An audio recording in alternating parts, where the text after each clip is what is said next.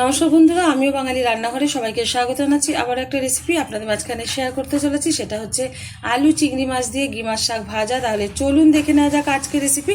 একটা প্লেটের মধ্যে আমি 2 আটি এই যে গি মাছ শাক নিয়েছি, ভালোভাবে বেছে নেব। আর এদিকে আলুটা খোসা ছাড়িয়ে ছোট ছোট টুকরো করে ভালো করে দুটো সবজি ধুয়ে পরিষ্কার করে নেবো। তারপরে কিভাবে এই গি মাছ শাকটা ভাজবো সেটা আপনাদের মাঝখানে শেয়ার করবো।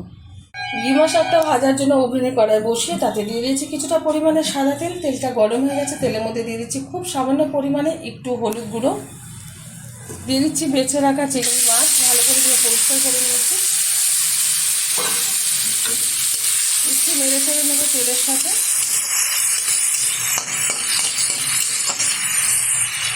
দিয়ে দিচ্ছি টুকরো করে রাখা আলু, ভালো করে দিয়ে পরিষ্কার করে নিয়েছে, একদম ছোটো ছোটো সাইজের করে নিয়েছি।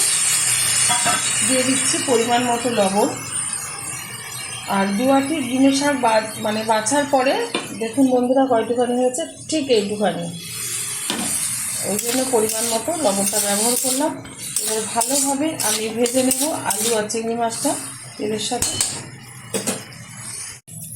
আলু আর চিংড়ি মাছটা ভালোভাবে ভেজে নিয়েছি, আলুর কিন্তু সুন্দর কালার চলে এসেছে। এখন দিয়ে দেবো এর মধ্যে গি মাছ শাক। এটা কিন্তু খুব ভালো লাগে, যারা খেতে জানে তাদের তো বলতে হবে না, যারা জানেন না অবশ্যই ট্রাই করবেন। ডিমা শাক এরকম খেতেও ভালো লাগে, ডিমা শাকের বড়া খেতেও ভালো লাগে। তো আজকে আমি একটু এরকমভাবেই রান্না করে নিলাম। আমার এই রেসিপি যদি আপনাদের ভালো লেগে থাকে আপনারা অবশ্যই আমার চ্যানেলকে সাবস্ক্রাইব করবেন, লাইক করবেন, শেয়ার করবেন। আর এরকমভাবে একবার আলু চিংড়ি মাছ দিয়ে ডিমা শাক ভেজে খেয়ে দেখবেন, আশা করি খুব ভালো লাগবে। ভালোভাবে ভেজে নিচ্ছি, একদম অল্প পরিমাণে শাকটা হয়েছে, 2 আটি বেঁচেছি, তারপরে একটুখানি হয়েছে, কিছু করার নেই। একটুখানি দিয়ে আজকে ভেজে নিলাম। সুন্দরভাবে গিমা শাকটা ভাজা হয়ে গেছে, নামিয়ে ঢেলে দিচ্ছি একটা পাত্রে। আপনারা অবশ্যই ট্রাই করবেন। দেখা হবে পরের ভিডিওতে নতুন কোনো রেসিপি নিয়ে। ধন্যবাদ।